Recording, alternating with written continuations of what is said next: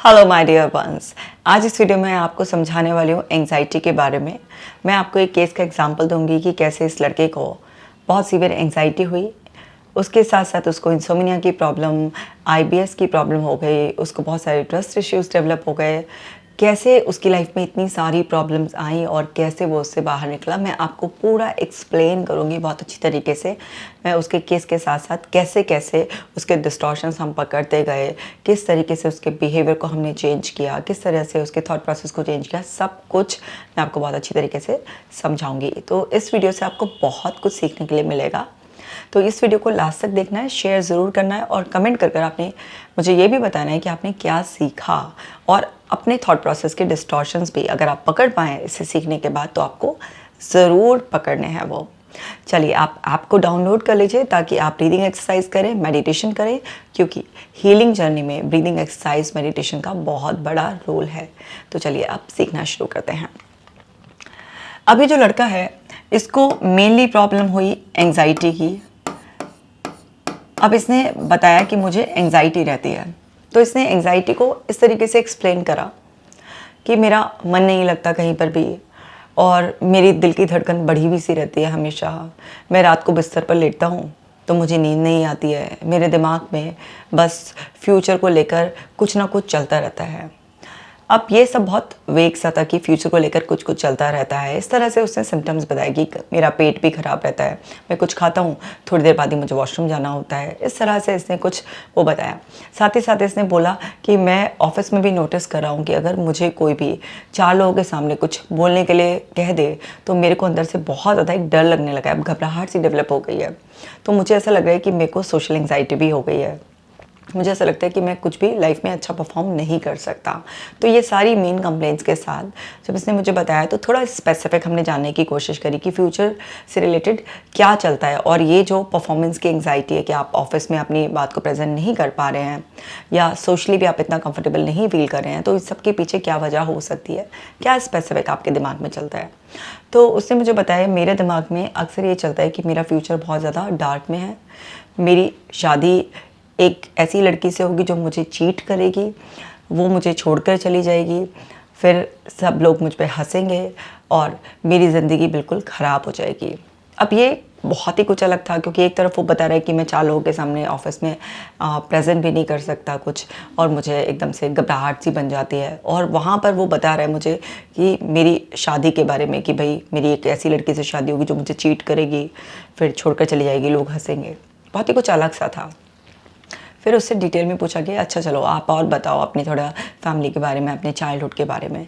तब पता चला कि उसके पेरेंट्स जब वो छोटा था तो दोनों ही पेरेंट का अफेयर था, दोनों ही पेरेंट्स अपनी शादी से अलग किसी और पर्सन के साथ एंगेज थे। और ये बात जब वो 10 साल का था उसके सामने भी खुल गई थी। घर में बहुत लड़ाई झगड़े हुए, दोनों ही एक दूसरे को चीट कर रहे थे, पर दोनों ही लड़ रहे थे कि दूसरा इंसान ऐसे कैसे कर सकता है, और दोनों ही ब्लेम कर रहे थे कि तुमने मुझे चीट किया इसलिए मेरा मन नहीं लगता था तो मैंने किसी से बात करी और मेरी एक नॉर्मल रिलेशनशिप है। दोनों अपने आप को क्लीन बताने की और दूसरे इंसान को गलत बताने की कोशिश कर रहे थे। और ये सारा एपिसोड झगड़ा इस बच्चे के सामने हो जब ये छोटा था, और झगड़ा एक बार होकर ख़त्म नहीं हो गया।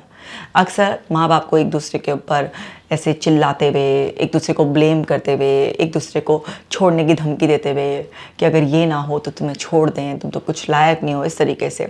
तो इसको शुरुआत से इतनी छोटी एज से ही अंदर एक डर बैठ गया था कि अगर मेरे पेरेंट्स अलग हो गए तो मेरा क्या होगा। और जब ये डर किसी भी बच्चे के मन में बैठ जाता है तो उसने बताया कि मेरे को पहले भी दिमाग में यही सब चीज़ें चलती रहती थी पहले, लेकिन ये वरी नहीं थी क्योंकि 10 साल के बच्चे को ये अकल नहीं होती कि उसकी आगे की मैरिड लाइफ क्या होगी। लेकिन उसको डर लगता था, उसके अंदर थॉट्स ऐसे चलते थे जब वो छोटा था कि मम्मी पापा का कहीं डाइवोर्स ना हो जाए, फिर मेरे को नानी हाउस भेज देंगे या मुझे दादी हाउस भेज देंगे, मुझे वहाँ पर नहीं जाना है। उसने बताया मेरा स्कूल की पढ़ाई में मन नहीं लगता था, कोई टीचर बोलती थी कोई भी ऐसे या पोएम या कुछ भी ऐसे प्रेजेंट करने के लिए, तो इसने बोला कि मुझे तभी भी बहुत डिफ़िकल्टी आती थी जब टीचर चिल्लाती थी या डांटती थी, तो मैं डर की वजह से कुछ बोलता था लेकिन इतना अच्छी तरीके से नहीं कर पाता था। तो स्कूल लाइफ भी इसकी अच्छी नहीं रही क्योंकि इसने फैमिली एटमॉस्फेयर इस तरीके से देखा था। तो यहाँ पर क्या था कि इसकी एंग्जाइटी के पीछे के जो पास्ट एक्सपीरियंसेस और जो रेफरेंसेस थे और जो रेफरेंसेस इसने इकट्ठे कर रखे थे वहाँ पर ऑलरेडी बहुत कुछ था। क्योंकि अगर आज आप बहुत ज़्यादा एंग्जाइटी फील कर रहे हैं तो वो एंग्जाइटी एकदम से सडन अपीयर नहीं हो गई आपकी लाइफ में, वो धीरे धीरे धीरे धीरे आपके अंदर बिल्ड हो रही थी। तो उसके पास्ट एक्सपीरियंसेस में इसकी ये फैमिली का एक जो दोनों पेरेंट्स जो थे उनका मदर फादर का अफेयर होना, उनके लड़ाई झगड़े होने, तो फैमिली डिस्प्यूट जो था ये बहुत बड़ा रोल प्ले कर रहा था। और जो उसको उस टाइम पर रेफरेंस मिल रहे थे स्कूल से वो भी ऐसे मिल रहे थे कि वो डम्ब है, स्टूपिड है, कुछ नहीं कर पाएगा लाइफ में, इस तरीके से उसको। क्योंकि जब लगातार बच्चे की परफॉर्मेंस ख़राब होती है तो कई बार स्कूल में भी टीचर्स वगैरह इस तरीके से बोल देते हैं कि वो बेकार है, गुड फॉर नथिंग है, कुछ नहीं कर पाएगा। तो उसको जो रेफरेंसेस थे वो भी स्कूल से क्या मिल रहे थे इसमें कि ये बच्चा बिल्कुल इडियट है, मतलब उसको बोलते थे ऐसे कि ये स्टूपिड है।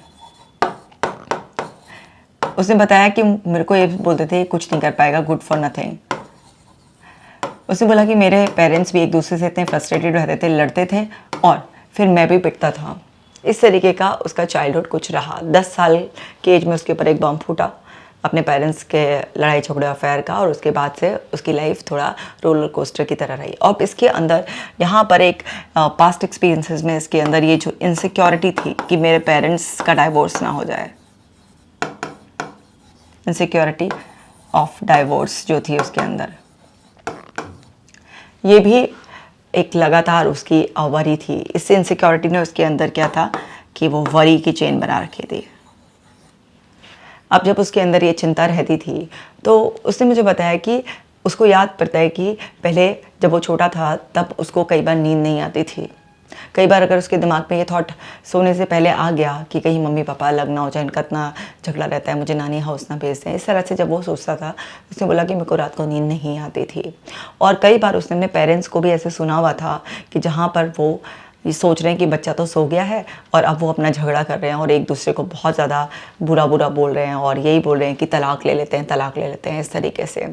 तो उसके अंदर पहले से ही ये डर था। पर हुआ क्या कि जब वो थोड़ा थोड़ा बड़ा हुआ और अपनी टीनेज में एंटर किया तो बच्चे के दोस्त बन गए। बच्चे के दोस्त बन गए तो बच्चे का माइंड डाइवर्ट होना शुरू हो गया, वो अपने यार दोस्तों में थोड़ा घूमने फिरने लगा इस तरीके से। तो धीरे धीरे जो उसकी एंग्जाइटी रहती थी उसका एनवायरनमेंट चेंज होने की वजह से वो थोड़ा थोड़ा सेटल हो गई। अब वहाँ पर पढ़ाई में भी थोड़ा थोड़ा जैसे वो एकदम पुअर था, बेटर होता चला गया। इतना भी अच्छा नहीं, लेकिन हाँ जितनी पुअर परफॉर्मेंस चल रही थी उससे थोड़ा बेटर होता चला गया, एनवायरनमेंट चेंज हो गया। तो उसने बताया कुछ साल मेरे ठीक ठाक निकले, मुझे इस तरीके की ऐसा नहीं कि हर समय कोई एंग्जाइटी रहती थी या हर दिन ही मुझे ऐसा है कि नींद नहीं आ रही है। लेकिन मेरा पेट मैंने नोटिस किया कि बहुत छोटी सी एज से ऐसे डिस्टर्ब रहता था कि मैं कुछ भी खाऊं लेकिन मुझे उसके बाद परेशानी होगी ही होगी, खाना खाने के बाद मुझे वॉशरूम जाना ही पड़ेगा, इस तरीके से। तो सिम्टम्स उसके ऑन एंड ऑफ थे। उसका माइंडसेट कभी पॉजिटिव कभी नेगेटिव, इस तरीके से वो रहता था। ये सब पेरेंट्स के बीच में कभी भी बॉन्डिंग अच्छी नहीं हुई, इसका कोई सिबलिंग भी नहीं हुआ। तो अब ना कोई सिबलिंग, पेरेंट्स के बीच में बिल्कुल पुअर बॉन्डिंग, तो घर से इसका डिसइंटरेस्ट हो गया। घर इसके लिए कितना सीवियर ट्रिगर बन गया कि जैसे घर में आना, कदम रखना और बस टेंशन ने इसको पकड़ लेना, इस तरीके से। तो ये मोस्टली अपने फ्रेंड्स के साथ पूरा पूरा दिन बाहर ही रहने लग गया। इस तरीके से करते करते सब चल रहा था। तो 17 ईयर्स की एज में अब इसकी एक गर्लफ्रेंड बनी। अब जो गर्लफ्रेंड बनी तो अब इसने अपने पेरेंट्स के वहाँ पर क्या देखा था उनकी रिलेशनशिप में कि दोनों एक दूसरे को चीट कर रहे हैं, दोनों एक दूसरे को चीट करके भी पाक साफ बनना चाह रहे हैं और दूसरे को ब्लेम कर रहे हैं, इस तरीके से। तो इसने बताया कि इसको हर समय एक इनसिक्योरिटी रहती थी, हर समय एक शक, डाउट रहता था उस पर कि कहीं वो इसके साथ साथ किसी और लड़के से बात तो नहीं कर रही है। अब इतना डाउट अगर किसी भी रिलेशनशिप में आप करोगे और बार बार उस पर्सन को इस तरीके से चेक करते रहोगे, उसको सफाई से देनी पड़ रही है, हर समय एक्सप्लेन करना पड़ रहा है, तो वो रिलेशनशिप भी डेफिनेटली चलने वाली तो थी नहीं। वही हुआ कि वो ब्रेकअप हो गया। वो लड़की फ्रस्ट्रेट हो गई कि ये तो पागल है, हर समय जो है ना मेरे को चेक करता रहता है, मैं किससे बात कर रही हूँ और शक करता रहता है, तो मेरा चलने वाला नहीं है। तो इसका हो गया एक ब्रेकअप। कोई बात नहीं, कुछ महीनों के बाद एक और गर्लफ्रेंड बनी, लेकिन अंदर अनकॉन्शियसली वो इनसिक्योरिटी का पैटर्न जो था, पेरेंट्स एक दूसरे को जो चीट कर रहे थे, और ये जो लड़की, इसका ब्रेकअप हुआ इससे, उसके बाद जो दूसरी आई, अब वहाँ पर भी क्या था, वो जो लड़की थी वो थोड़ी हंसमुख थी, होते हैं कुछ बच्चे ऐसे, तो वो ना उसके साथ साथ और भी दोस्त होंगे उसके लड़के, उनसे बात करती थी, लेकिन उसको बिल्कुल भी बर्दाश्त नहीं होता था। उसके लिए था कि अगर मेरे साथ रिलेशनशिप में आ गए हो तो किसी और लड़के से बात ही नहीं करनी है, और अगर बात करी तो वो उसको बर्दाश्त नहीं होता था, बहुत ज़्यादा लड़ाई झगड़ा होता था। तो वो लड़की भी फ्रस्ट्रेट हो गई और उसने भी छोड़ दिया। इस तरह से इसके 2 ब्रेकअप हो गए। इसके अंदर की इनसिक्योरिटी ये सब करवा रही है, ये समझ नहीं पा रहा था कि इसके अंदर जो एक बहुत ही स्ट्रॉन्ग रेफरेंस जो फैमिली का ही घर का पड़ा है, जो इसने इतने लड़ाई झगड़े कलेश देखे हैं, वो इसको इस तरीके से बार बार सोचने पे मजबूर कर रहे हैं। ये समझ नहीं पा रहा था उस टाइम पर, और इसको एक एंग्जाइटी डेवलप हो गई कि मेरे को तो ऐसे कोई भी नहीं मिलेगा, और मिलेगा तो कोई चीट ही करेगा, मुझे छोड़ के चली जाएगी, धोखा दे देगी, इसी तरीके की फिर सबको पता चल जाएगा। क्योंकि ये दोनों जब इसके रिलेशन हुए तो वहाँ क्या था, यार दोस्तों को तो पता चल ही जाता है ना कि भाई वो किसको डेट कर रहा है, ये सब करके। तो लड़कों ने भी उसका मजाक बनाया, भाई तेरे पे टिकी नहीं, क्या बात है, क्या कमी है तुझ में, और मतलब आप शब्द भी बोल देते ना, कुछ कर नहीं पाया, तेरे बस की कुछ नहीं था, क्या पता इसलिए छोड़ के चली गई हो, कुछ भी ऐसे इसको ऐसे बोल दिया। तो जो पिंच करने वाली बातें होती हैं, कई बार अपना एक ग्रुप यार दोस्त इस तरीके की बातें बोल देते हैं इसको। तो वहाँ से इसके माइंड ने ये चीज़ें और ऐड ऑन करता गया कि अच्छा, जब अगर मेरी कोई भी लड़की से शादी हुई और उसने मुझे चीट किया और छोड़ के गई तो सबको पता चल जाएगा और फिर सब मेरा मजाक उड़ाएंगे। तो वो सब चीज़ें जब दिमाग में घूमती रही तो उससे फिजिकल सिम्टम्स बढ़ते चले गए, और जो पहले से पेट डिस्टर्ब रहता था वो पूरा फुल फ्लेज IBS का रूप ले लिया उसने। बहुत ही ज़्यादा डिस्कम्फर्ट, गैस, ब्लोटिंग, पूरा अंदर से कभी इतना सीवियरली कॉन्स्टिपेटेड हो जाना, कुछ भी डाइजेस्ट ना होना कहीं, और इस तरीके की प्रॉब्लम आने लगी। अब जो कभी कभी होता था कि हफ्ते में 1 आध दिन नींद नहीं आई, अब वो 3 से 4 दिन ऐसा होने लगा कि बिल्कुल भी नींद नहीं आ रही तो बहुत कच्ची पक्की नींद आ रही है, इस तरीके से बहुत प्रॉब्लम। फिर करते करते उसने अपना स्कूल करके, कॉलेज करके भी अपना बीटेक कंप्लीट कर लिया था, वो भी जैसे तैसे भगवान भरोसे बीटेक की डिग्री कर ली थी। उसके बाद एक नौकरी भी लग गई ठीक ठाक। तो वहाँ पर आप भाई प्राइवेट नौकरी में आप अच्छे से परफॉर्म करोगे तो कॉर्पोरेट वाले आपको रखेंगे, आगे कुछ आपकी तरक्की होगी, और अगर आप एवरेज ही परफॉर्मर बने रहोगे तो आपकी तरक्की नहीं होगी, और कब आपको गुड बाय कहते हैं कुछ पता नहीं। तो वो भी बैक ऑफ माइंड एक परफॉर्मेंस का प्रेशर होता ही है। तो वो सब चीज़ें मिलकर बहुत इकट्ठी इसके अंदर इस एंग्जाइटी को बढ़ाती जा रही थी। तो एंग्जाइटी कभी भी अकेली नहीं होती, तो उसने क्या किया, इसके साथ साथ प्लस हो गया उसका इंसोम्निया, और साथ के साथ IBS के सिम्टम्स भी बहुत ज़्यादा सीवियर हो गए, और एंग्जाइटी के भी बहुत सारे सब टाइप उसको डेवलप हो गए। तो अभी आप उसका बैकग्राउंड समझ गए ना, उसके पास्ट एक्सपीरियंसेस, रेफरेंसेस क्या जो पढ़े थे पूरा उसके लाइफ में, तो वो किस तरीके का रोल प्ले कर रहे थे।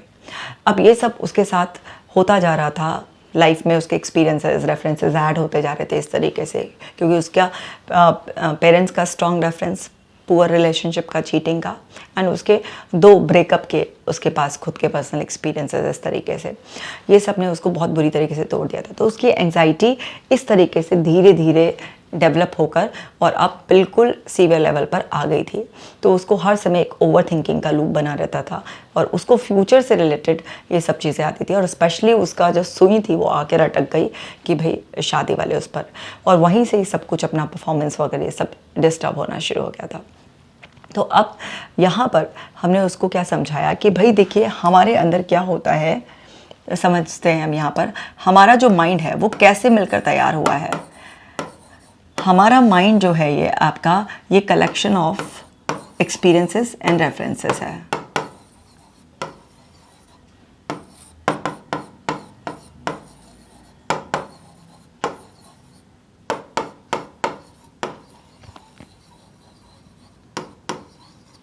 हमारा माइंड है collection of experiences and references. अब हमारा माइंड जो भी हमें ऑटोमेटिकली मतलब आ रहा है, अंदर से ऑटो सजेशन आ रहे हैं, तो वो जो भी आपके अंदर लर्निंग पड़ी होगी, इसको ऐसे कलेक्टिवली कहते हैं ना कि आपकी जो लर्निंग पड़ी होगी उसके बेस पर ही वो आपको कुछ सजेशन देगा।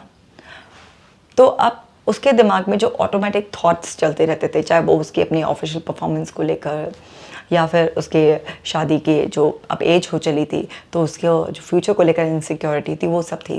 तो उसको सबसे पहले तो ये समझाया गया कि आपके अंदर ये सारे जो थॉट्स क्रिएट कर रहा है आपका माइंड, वो सब यहाँ से रेफरेंस उठा रहा है और वो इसके बेसिस पर आपको इस तरीके से ऑटोमेटिक थॉट आ रहे हैं। आप सोच नहीं रहे हैं ऐसा, और आपको तो पता भी ना कि ऐसा होगा या नहीं होगा। अब ऐसा ज़रूर थोड़ा है कि आपके पेरेंट्स ने एक दूसरे को चीट किया, चलो तभी भी तो वो लड़ झगड़ कर इतने सालों तक ऐसे साथ रहे।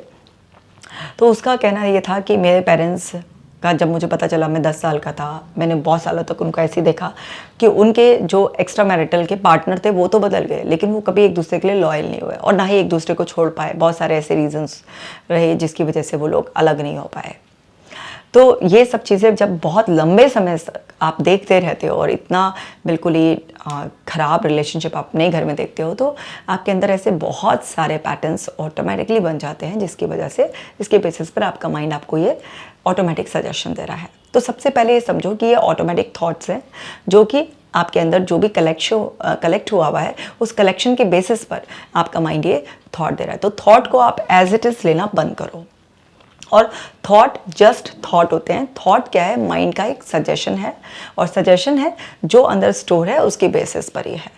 और आप उस थॉट को चेक करो कि कहीं उस थॉट में कोई डिलीशन तो नहीं है, कोई डिस्टॉर्शन तो नहीं है, कोई जनरलाइजेशन तो नहीं है। तो यहाँ पर जब ये माइंड से उसके ऑटोमेटिक थॉट आ रहा था, सो ये जो ऑटोमेटिक थॉट है, तो इसमें हमने उसको बोला कि आपका माइंड जो है वो फिल्टर यूज़ करता है। और वो फिल्टर क्या है? आपके डिलीट, डिस्टॉर्ट और जनरलाइज, ये करता है आपका माइंड। अब देखिए आपने क्या करा, आप ना जो आप अपने पेरेंट्स के साथ आपने देखा और सब कुछ है वो आपके अंदर स्टोर है। तो अब आपका माइंड किसी दूसरे के लाइफ को, ऐसे आपकी लाइफ में भी ऐसा हो ही जाएगा, उसको जर्नलाइज करने की कोशिश कर रहा है। आप हर चीज़ का, जैसे आपकी जो सेकंड गर्लफ्रेंड बनी थी वो थोड़ा ऐसे बबली नेचर की थी, हंसमुख थी, वो आपके साथ साथ और भी जो उसके पहले से ही आपके उसके रिलेशनशिप में आने से पहले जो उसके और भी बॉयज फ्रेंड्स थे जिनसे वो नॉर्मली बात करती थी वैसे ही बात करी थी, लेकिन आपने इसका एक डिस्टॉर्टेड मीनिंग निकाल लिया कि अगर ये लड़के से बात कर रही है तो उसका मतलब ये है कि ये मुझे चीट कर रही है, मेरे साथ भी रिलेशनशिप में है और उसके साथ भी रिलेशनशिप में है। और आपने अपनी इनसिक्योरिटी को पहचानने की बजाय आपने उस मेंटल ट्रैप में आप फंस गए और आपने अननेसेसरी उसकी जान को कलेश करना शुरू कर दिया, और इसलिए उसने डिस्टेंस मेंटेन किया, आपकी रिलेशनशिप वो टिक नहीं पाई। सो वहाँ पर आप जनरलाइज करने की गलती कर रहे हैं। जो आपका रेफरेंस है पेरेंट्स का, वो जनरलाइज, ज़रूरी नहीं कि आपके पेरेंट्स ने जो एक दूसरे के साथ किया वो आपकी रिलेशनशिप में भी आप अपनी वाइफ के साथ करेंगे, या जो आपकी वाइफ होगी वो आपके साथ ऐसा करेगी। ऐसा नहीं होता कि किसी की डिस्फंक्शनल फैमिली है तो ये आगे तक कंटिन्यू रहेगा, कोई तो होगा ना चेन ब्रेक करने वाला। तो आप उस चीज़ से ये इनसिक्योरिटी कैच करने की बजाय कि मेरे पेरेंट्स ने ऐसा किया और कपल्स ऐसा ही करते हैं, आप ये अंडरस्टैंड करें कि ये जो एक सैम्पल है मेरे पास, ये सैम्पल साइज़ को ऐसा रेलिवेंट नहीं है कि एक कपल ने इस तरीके से किया, एक दूसरे को लॉन्ग टर्म चीट किया और लड़ झगड़ कर एक साथ ही रहे तो सारे कपल्स ऐसा करते हैं। तो आप ये समझिए कि जो रेफरेंस आपने उठाया, यहाँ से इनसिक्योरिटी पकड़ने की बजाय एक लर्निंग लीजिए आप कि मेरे पेरेंट्स ने एक दूसरे को इस तरीके से हर्ट किया जिसकी वजह से मैंने कितना सफ़र किया और उनकी लाइफ में कोई ख़ास अच्छी नहीं रही। तो आप इस सब से आप लर्निंग लीजिए कि ये कितना गलत होता है। घर का माहौल बिगड़ता है, जो घर में बच्चे होते हैं और भी कोई ऐसे डिपेंडेंट होते हैं उन सब की लाइफ पर कितना नेगेटिव इम्पैक्ट पड़ता है कि जब मैं रिलेशनशिप में जाऊंगा, मैं शादी करूंगा तो मैं अपने स्पाउस के लिए ऑनेस्ट रहूँगा। आप ये भी तो लर्निंग ले सकते हैं ना उससे। आप इसे फियर, इनसिक्योरिटी क्यों ले रहे हैं? क्योंकि अगर आपका माइंड इनसिक्योरिटी, फियर पकड़ लेगा तो यहाँ पर क्या था, वो इनसिक्योरिटी और फियर जो था वो आपके दिमाग में बार बार शक पैदा करता है। वो बार बार आपके दिमाग में उसी तरीके के थॉट्स को जनरेट करके घुमा के आपको उससे बचाने के लिए बार वही तरीके के थॉट्स रिपीट होते रहते हैं। क्योंकि आपका ब्रेन जो है वो आपको हर तरीके के डर से, आपकी हर तरीके की इनसिक्योरिटी से, आपकी हर तरीके की वीकनेसेस कहीं किसी के सामने रिवील ना हो जाए, उन सब से बचाने के लिए, आपको बार रोकने के लिए आपको वो ऑटोमेटिक थॉट्स देने का काम करता है।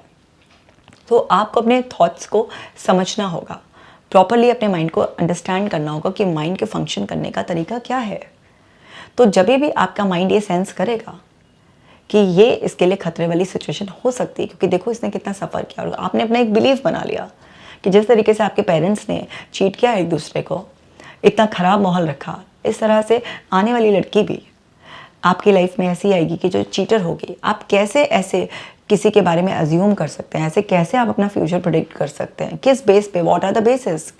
आपको ये भी तो देखना है ना, सिर्फ आप अपने पेरेंट्स का एक रेफरेंस उठाकर ये समझ रहे हैं, और ये गलत है। ये जब चीज़ समझाई गई कि माइंड किस तरीके से जनरलाइजेशन, डिस्टॉर्शन को कराए, एंड आप उस चीज़ के ट्रैप में, मतलब उस चीज़ के कहते हैं ना एक झांसे में आ रहे हैं, आप समझ नहीं रहे हैं कि माइंड के काम करने का तरीका क्या है।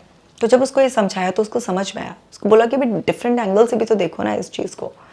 तो जब उसने ये देखा, उसने समझा इस बात को कि हाँ, फिर मैंने उससे पूछा कि क्या आपके पास ऐसे कोई रेफरेंसेस है जहाँ पर आपने हैप्पी कपल को देखा हो, जहाँ पर एक आइडियल कपल जिसको हम कहते हैं देखा हो। उसने बोला हाँ, मेरा एक फ्रेंड है, जब भी मैं उसके घर जाता था आंटी अंकल के बीच में बहुत ज़्यादा प्यार, और उसका तो शादी को लेकर बहुत ही अच्छा एक पॉजिटिव बिलीफ है।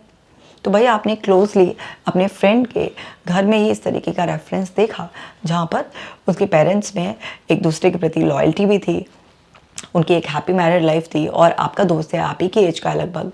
सो वहाँ पर वो रेफरेंस भी तो आप ले सकते हैं। आपने अपने उठाए हुए रेफरेंस को चैलेंज नहीं किया, बस जो आपने देखा माहौल, बस उसी को ही आपने रियलिटी मानकर अपने अंदर की इनसिक्योरिटी को, अपने अंदर के फियर को ग्रो करने दिया।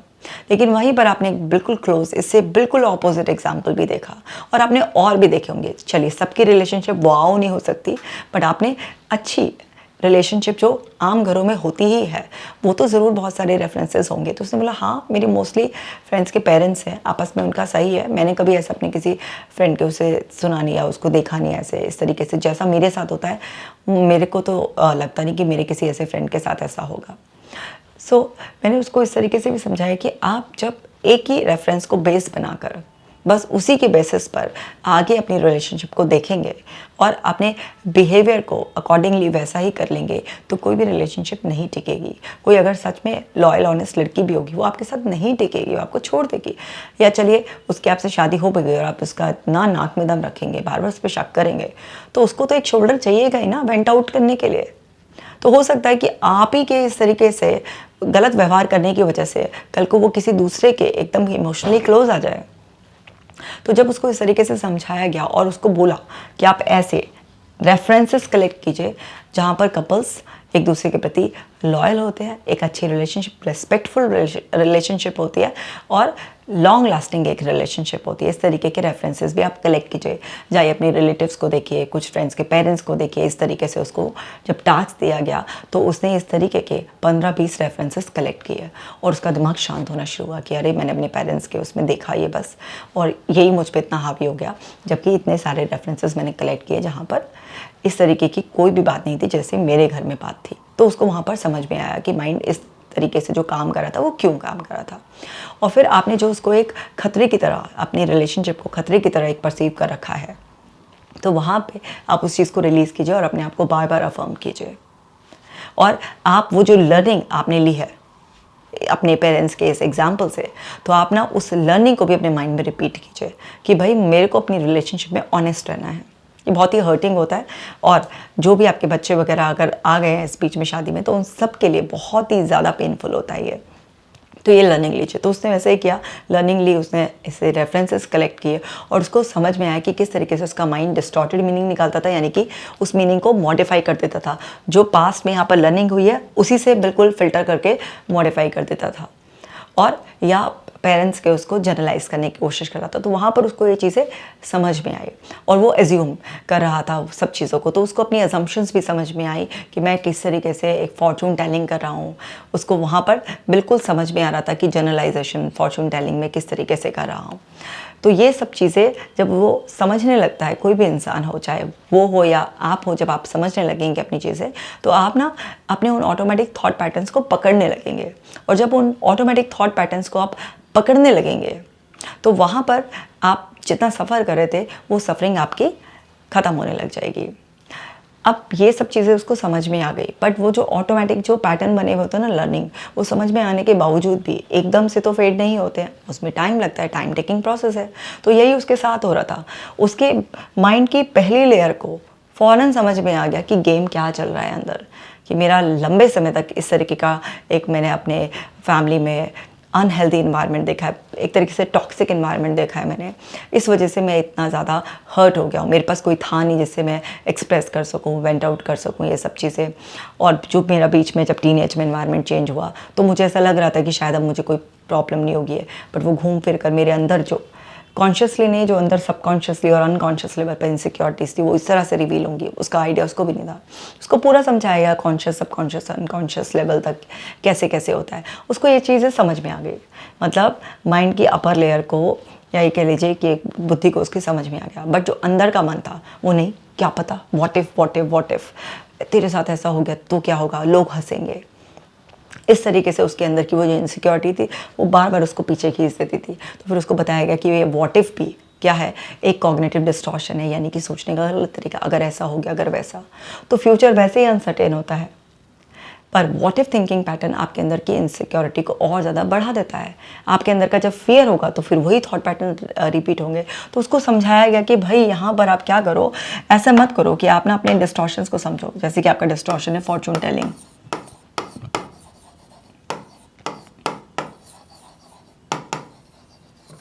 अब ये फॉर्चून टेलिंग भविष्य को लेकर आप वो सब प्रिडिक्शंस अपने आप ही अजम्पशंस कर रहे हो। उसको बताया गया कि आपका जो डिस्टॉर्शन है, ये व्हाट इफ थिंकिंग पैटर्न आपका बहुत ज़्यादा रॉन्ग है और आप हर इंफॉर्मेशन को ओवर जनरलाइज कर लेते हो। आप माइंड रीडिंग भी करते हो।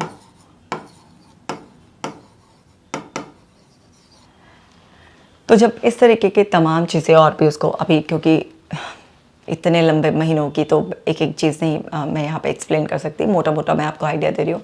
तो जब इस तरीके से डिस्टॉर्शंस को पकड़े गए तो वहाँ पर उसको समझ में सब आ गया था कि क्या है माइंड का गेम। बट फिर भी प्रैक्टिस लगती है ना उसमें, कि समझ में आपको आ जाता है, लेकिन जो अंदर की लेयर्स हैं उन तक बात पहुंचने के लिए आपको प्रैक्टिस करनी पड़ती है। तो घूम फिर कर उसको व्हाट इफ ने बहुत ज़्यादा सताया। ये व्हाट इफ तो उसके पीछे ही बढ़ गया।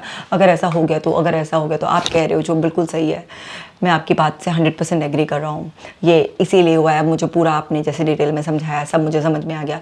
बट व्हाट इफ़ अगर हो गया तो ऐसा, तो मैं क्या करूँगा, सबको पता चल जाएगा और सब लोग फिर मुझ पे हंसेंगे। तो मैंने उसको बताया कि ये जो सब हंसेंगे ये रेफरेंस उठा रहे हैं आप अपने उस इमेच्योर एज का, जहाँ पर यार दोस्तों को ये गर्लफ्रेंड वर्लफ्रेंड बनती है किसी की, है ना, ये सब चीज़ों के बारे में पता होता है। अब आपकी बनी थी, वो आप ही के साथ पढ़ती थी, तो वहाँ पर आपके कुछ दोस्तों को पता चल गया था वो, और फिर ऐसी कोई बात नहीं थी। जो भी आपकी बात नहीं बनी वो आपकी इनसिक्योरिटी की वजह से नहीं बनी। और फिर आपके जो दोस्तों ने आपका इस तरीके से मजाक बनाया, वो उस एज में एक अलग ही जोन में होते हैं लोग, ठीक है, इस तरीके से बना दिया। अब आपने उस चीज़ को ढंग से हैंडल नहीं किया और उस चीज़ को आप बहुत दिल पे ले गए और आप ये मान के बैठ गए हैं कि लोग हमेशा ऐसे ही करेंगे, मजाक उड़ाएंगे। हाँ, ये बात भी सही है कि लोगों को अगर इस तरीके की कोई बात पता चलती है तो लोग गॉसिप करने से बाज नहीं आते हैं। लेकिन हर इंसान आपकी लाइफ में इतना ही इंटरेस्टेड रहेगा या फिर बाद में आपके घर की बातें सबको पता चल ही जाएंगी और सब इस तरीके से आपका मजाक बनाएंगे ही, ये आपके अजम्पशन है। आप माइंड रीडिंग करने की कोशिश कर रहे हैं, पहले से अज्यूम करके आप अपने आप को सता रहे हैं इस तरीके से। आप बताइए कि आपके पेरेंट्स का जो अफेयर था और इतने लंबे समय तक ये सब चीज़ें चलती रहीं, ऐसे कितने लोगों को पता होगा? भाई आपको तो इसलिए पता चल गया, आप घर में ही थे, लेकिन कितने लोगों को पता होगा? कि आपके सारे रिलेटिव्स को पता है क्या? उनके सारे फ्रेंड सर्कल में पता है? नहीं। जिनको उन्होंने पता लगने दिया होगा या कभी कॉन्फिडेंस में लेके बताया होगा, उन लोगों को बताया होगा। नहीं तो इतने लंबे सालों तक कैसे वो ये सब चीज़ें कंटिन्यू कर पाते? जो भी उन दोनों ने बाद में म्यूचुअल एग्रीमेंट किया होगा कि तू अपनी तरफ मैं अपनी तरफ, और दोनों रहेंगे साथ में भी। तो जो भी है, लेकिन ज़रूरी तो नहीं है ना कि ये सब पे ढिंढोरा पीटे जाएगा। ये आपके साथ ऐसा हो चुका है इसलिए आपको ऐसा लग रहा है। तो जब उसको इस तरीके से समझाया तो उसको ये बात समझ में आई कि मैं अननेसेसरी व्हाट इफ के ट्रैप में और अज्यूम कर रहा हूँ कि इस तरीके से कि लोगों को पता चली जाएगा और मजाक उड़ाने की कोशिश करेंगे। फिर क्या हुआ कि जब उसको ये बात समझ में आने लगी तो उसने अपने थिंकिंग पैटर्न को पकड़ना शुरू कर दिया कि आप देखो कि आपके दिमाग में जो थॉट आ रहा है उसमें फियर है या नहीं है। तो जब भी वो अपने थॉट को पकड़ने लगा तो उसको समझ में आने लगा कि थॉट पैटर्न में एक एंग्जाइटी, एक फियर है। जैसे मैं एग्जांपल देती हूँ, जैसे जब इस ऑफिस में उसको कोई भी परफॉर्मेंस देनी होती थी तो उसके दिमाग में इस तरीके से आता था कि अगर मैं भूल गया, नहीं कर पाया तो ये लोग मेरा मजाक उड़ाएंगे। तो मैंने उसको बोला आप देखो उसमें कि अगर मैं भूल गया और लोग मेरा मजाक उड़ाएंगे तो क्या होगा। तो आप इसमें पकड़ो, इसमें कितना ज़्यादा फियर है पहले से ही ना। और आप क्या कर रहे हो, अपने अंदर की अनसर्टेनिटी को बढ़ा रहे हो, आप सेल्फ डाउट में जा रहे हो। तो यहाँ पर आप अपने ऊपर भरोसा नहीं कर रहे हो और आप अपने माइंड को पहले से ही और ज़्यादा डरा रहे हो।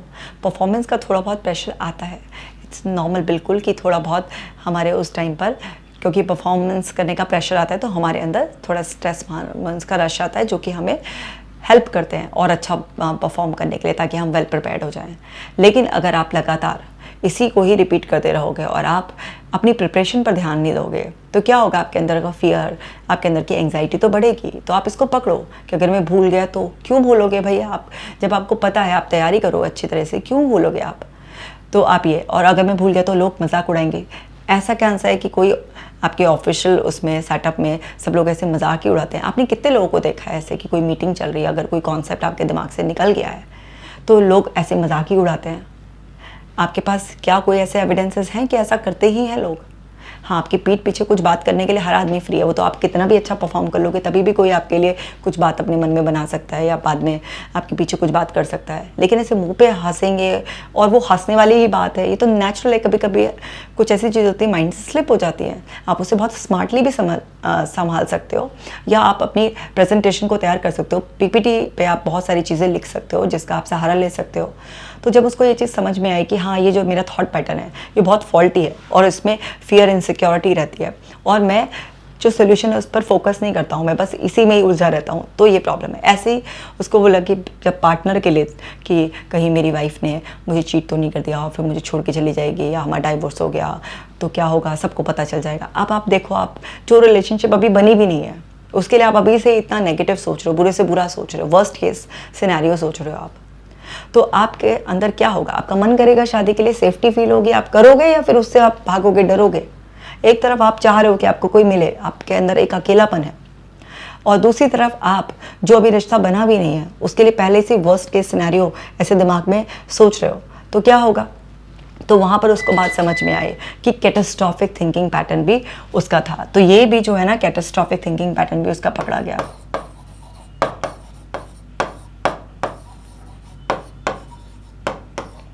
तो यहाँ पर उसको समझ में आ गया कि वर्स्ट केस सिनेरियो में इस तरीके से सोच रहा हूँ तो डेफिनेटली, और वर्स्ट सोच के मैं ऐसे फॉर्चून टेलिंग कर रहा हूँ तो डेफिनेटली मेरे तो अंदर वो बढ़ेगा ही। तो जब डिस्टॉर्शंस पकड़े, इनको डिस्प्यूट करना बताया पूरा कि आप क्वेश्चनिंग करो अपने आप से, पूछो, समझो उसको, तो उसको पूरा क्लैरिटी होती चली गई। और उस क्लैरिटी के बाद उसको प्रैक्टिस की गई कि भाई जब भी थॉट आए उसको नोटिस करो, उलझो मत उससे। तो ये आपने डिस्प्यूट कर लिया, थॉट पैटर्न्स पकड़ लिए, समझ में आ गया आप सबको कि क्या गेम चल रहा है, नोटिस करो उसे एंड लेट इट कम। और अब आप अपनी लाइफ को और बेटर बनाने के लिए क्या कर सकते हो। अब आप एक्सरसाइज करते नहीं हो, किसी भी तरीके की कोई मेडिटेशन, प्राणायाम, योगा, जिम कुछ जाते नहीं हो, आप जंक फूड इतना ज़्यादा खाते हो, वो बंद करो, एक्सरसाइज चालू करो। आप अपना एक रूटीन इस्टेब्लिश करो कि इस टाइम सोना है, इस टाइम ये काम करना है, वो सब चीज़ें भी उसकी कराई गई। थॉट पैटर्न्स की प्रैक्टिस कराई गई कि बार बार मत डिस्प्यूट करो, बार बार मत उलझो। समझ गए हो ना आप? तो जो नया आपका कंक्लूजन आउटकम निकल कर आया है, जो न्यू थॉट आपने डराइव किया, उसी को बार बार रिपीट करो, और जो एंग्जाइटी के सिम्टम्स से, एक्सरसाइज से, डाइट चेंज से, लाइफस्टाइल से चले जाएंगे। एंड साथ के साथ जब आप उन थॉट्स को बार बार एड्रेस करना बंद कर दोगे, आप अपने ब्रेन को बताओगे कि ये सब डिस्टॉर्टेड थॉट पैटर्न्स है, और कभी नहीं भी बताओगे। जहाँ ज़रूरत पड़ेगी, जहाँ हावी हो रहा है तो वहाँ पर आप बताओगे, और जहाँ ज़रूरत नहीं है, आप पहले से अवेयर हो तो आप वहाँ पर नहीं बताओगे। और धीरे धीरे जब आप प्रैक्टिस करोगे तो आप वहाँ से वो इनसिक्योरिटी के जो आपके फियर्स के पैटर्न है वो ब्रेक हो जाएंगे, और आप फेस करो। जैसे ऑफिस की सिचुएशन है, एस्केप मत लो, आप प्रेजेंट करो वहाँ पर। आप किसी लड़की को देखो तो सही, डेट तो करो उसको आगे, और आगे उससे जानो समझो इन डेप्थ में, उसकी चाइल्डहुड से लेके अब तक उससे बात करो, बहुत कुछ समझो, सब कुछ अच्छी तरीके से अंडरस्टैंड करने की कोशिश करो। तो वो सब चीज़ें जब उसको समझ में आई कि मुझे एक्सप्लोर करना पड़ेगा, एक्सपीरियंस लेना पड़ेगा, इस तरीके से समझना पड़ेगा, अपने जो पुराने मेरे अंदर लर्निंग हुई भी है, जो भी मेरे अंदर रेफरेंसेस पड़े हुए हैं, उनसे सेपरेट होकर मुझे एकदम बिल्कुल ओपन माइंड से, बिना किसी बायस के एक फ्रेश स्टार्ट करनी होगी। और जो मैंने लर्निंग ली है, मैंने वो जो सब कुछ सीखा है अपने लाइफ से, उस सब पर टिके रहना है, और अपने आप को ये वादा करना है कि भाई मैं ऑनेस्ट रहूँगा, मैं अपनी वाइफ को इतना प्यार, सपोर्ट, सब कुछ दूंगा, तो वो भी मेरे साथ डेफिनेटली अच्छी तरीके से रहेगी, मेरे लिए लॉयल रहेगी। और फिर भी भाई ये तो मतलब कहा ही नहीं जा सकता ना 100% कि आप कितना भी लॉयल रह लो, कितना भी किसी के लिए प्यार कर लो, कुछ भी कर लो, अगर किसी को चीट करना होगा तो वो चीज़ आप कभी रोक ही नहीं सकते हो। तो 100% कंट्रोल कभी आपके हाथ में आएगा ही नहीं। और जिस चीज़ का 100% कंट्रोल आपके हाथ में आ ही नहीं सकता, तो उसके लिए वरी अगर आप करोगे तो वो वरी चेन वाली होगी। क्योंकि आप क्या कर रहे हो, आप हाइपोथेटिकल वरी में आप जा रहे हो, तो उसका कोई अंत नहीं है, नेवर एंडिंग। अगर आपको शादी करनी है तो आपको एक भरोसा डेवलप करके अपने आप को तैयार कर कर आगे बढ़ना ही पड़ेगा, क्योंकि फ्यूचर की कोई किसी की गारंटी नहीं है। आप जब फ्यूचर की गारंटी नहीं है, आप प्लान ही नहीं कर सकते, आगे के सारे चीज़ श्योर ही नहीं हो सकते हैं, तो बस एक गुड इनफ स्टेज पे जहाँ पर आपने भाई अपनी विजडम के अकॉर्डिंग सब कुछ देखभाल लिया, सब कुछ समझ लिया, तो फिर एक स्टेप लो, देखा जाएगा फ्यूचर में जो होगा। जब जैसी सिचुएशन आएगी तो उसको उसी तरीके से हैंडल करना, संभालना, पर सिचुएशन को अपने हाथों से बिगाड़ो मत इन सब पास्ट उसकी वजह से। तो उसको बहुत अच्छी तरीके से वो चीज़ समझ में आ गई, तमाम एक्सपीरियंसेस किए, बहुत कुछ, एंड फिर लास्टली वो चीज़ें कुछ उसके अंदर ट्रॉमा की तरह जो बैठी हुई थी, फेड ही नहीं होकर दे रही थी, उसको हिप्नोथेरेपी से वो सब उसको वापस चाइल्डहुड में लेकर गए। वो सब एज अ चाइल्ड जो उसने एक्सपीरियंस किया था, जो इनसिक्योरिटी के पैटर्न थे, वो सब रिलीज़ करे, अंदर हिप्नोथेरेपी से सजेशंस डाले, सेफ्टी सिक्योरिटी के, रिलेशनशिप के बारे में, फ्यूचर के बारे में, और ये सब कर कर आके वो हो गया ठीक। सो जैसे ये ठीक हो सकता है सब कुछ ऐसे कलेक्टिव एफर्ट्स से, ऐसे ही आप भी हो सकते हैं। बस समझो जो आज आपके साथ हो रहा है उसके बैक लिंक्स हैं, उसको अंडरस्टैंड करोगे ना तो सारी पिक्चर क्लियर हो जाएगी। फिर उससे सीख लो, फिर उससे क्या करो, अपना पूरा सीख लेकर अपना प्लान बनाओ कि किस तरीके से कैसे कैसे अब आपको अपने आप को रीट्रेन करना है। पॉसिबल है, सिर्फ ब्लेम करते रहोगे। यहाँ पर क्या है ना, वो ब्लेम भी करता था, मैं यहाँ लिखना भूल गई, लिख ही देती हूँ। यहाँ पर ना ये ब्लेमिंग वाला भी उसके अंदर बहुत था। वो ब्लेम करता था कि ये जो मेरे साथ हो रहा है ना, ये मेरे पेरेंट्स की वजह से हो रहा है। तो ब्लेमिंग डिस्टॉर्शन भी था। ब्लेम गेम ऐसा गेम है, जब भी खेलोगे हारोगे ही हारोगे। तो इसलिए ब्लेम मत करो, जो हो गया, बस अंडरस्टैंड करो उसे, और बस अपनी लाइफ को अच्छी तरीके से एंजॉय करो। अब ये बिल्कुल मस्त है, अपनी उस सारी की सारी वरी, इनसिक्योरिटीज, एंग्जाइटी, जो उसका पेट खराब रहता था, नींद नहीं आती, सब प्रॉब्लम से दूर, एकदम खुशहाल अच्छी तरीके से जो है ना, बिल्कुल मस्त शादी वादी करने के लिए एकदम तैयार है। तो जो प्रॉब्लम आपकी भी है, आपकी भी सॉल्व हो जाएगी। बस सेल्फ हेल्प के लिए अब रेडी हो जाओ, जो सीखा है इम्प्लीमेंट करो। मैं मिलूंगी आपसे नेक्स्ट वीडियो में, खास ख्याल रखना।